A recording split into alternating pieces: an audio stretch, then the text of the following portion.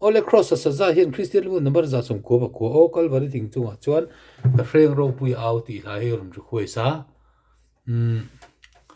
hel aya potu hi pastor chona ania hreng hi omjia chu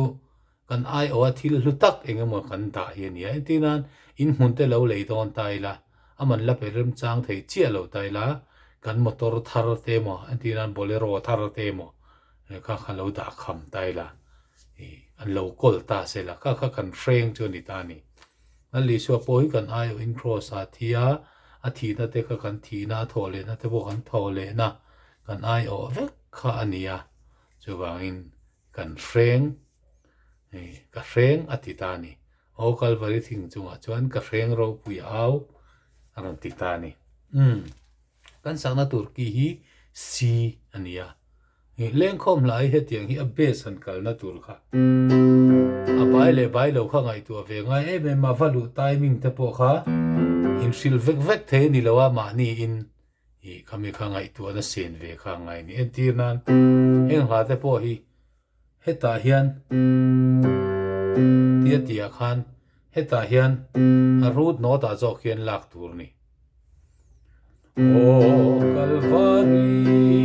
thing sunga chuan ti khan a rem ta chi ani chu ti lawa root no lawa heta so zo ka te kan lak chuan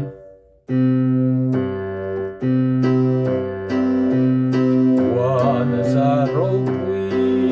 a lo thera ti chuan a lai thi na ni ta kan soi zo ka ni o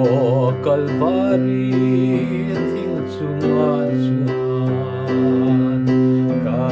hreng ro pui ya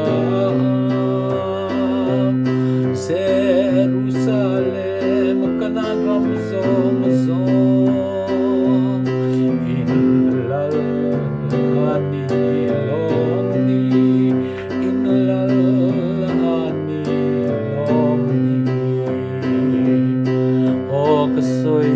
thei lo o ka hril thiam lo a ma ngai a va mang he thu na ka soi thei lo min ma ngai a va mang he wan sa ro pui a lo thera lung pui lo khi cha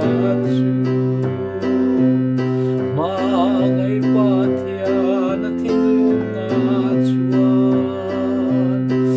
eng a na mo eng a na mo o ka soi thei lo o ka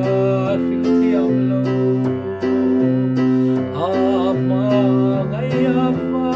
mang he thu na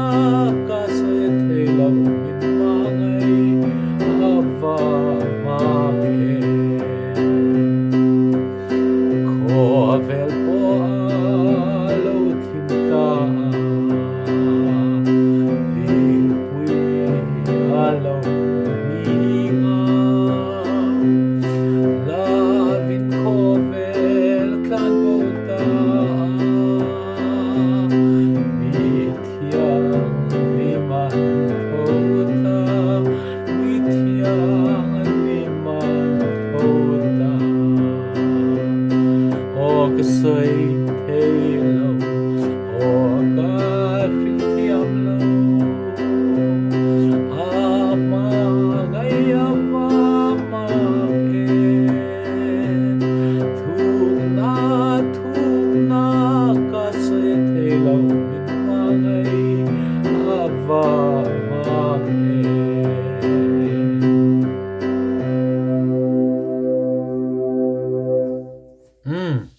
ti khan du tok podang cross as a sign